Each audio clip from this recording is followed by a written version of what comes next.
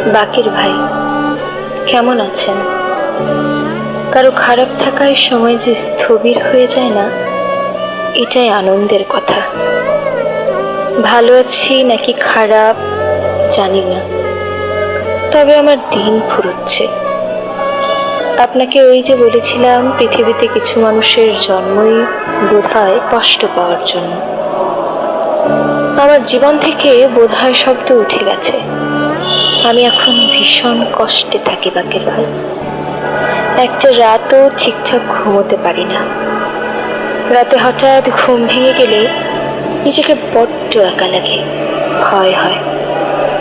আমি এখন আর বৃষ্টির শব্দ শুনতে পারি না, অস্বস্তি হয়।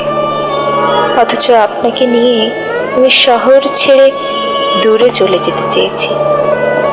একটা টিনের ছাদের একতলা ঘর থাকবে, রাতের বেলা বৃষ্টির ঝুপঝুপ শব্দে ভিজতাম।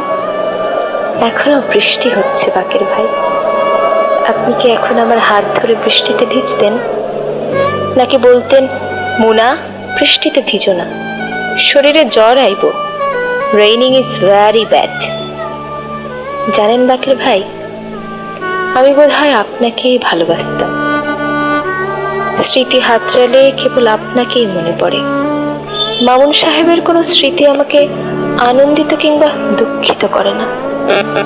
আপনি কি ওখান থেকে আমাকে দেখতে পান? আমার দুঃখ আপনাকে ছুঁয়ে যায়, নাকি জাগতিক সব দুঃখ যন্ত্রণার ঊর্ধ্বে চলে গেছে? আপনাকে ভদ্রলোক হতে হবে না। আপনি যদি আরেকটা বার ফিরে আসতেন, আমি আপনার সাথে আর কখনো কঠিন ব্যবহার করতাম না। আমার কষ্টে দুঃখ পাওয়ার মতো কেউ কোথাও নেই বাকের ভাই। আপনি ভালো থাকবেন। ইতি, আপনার স্নেহের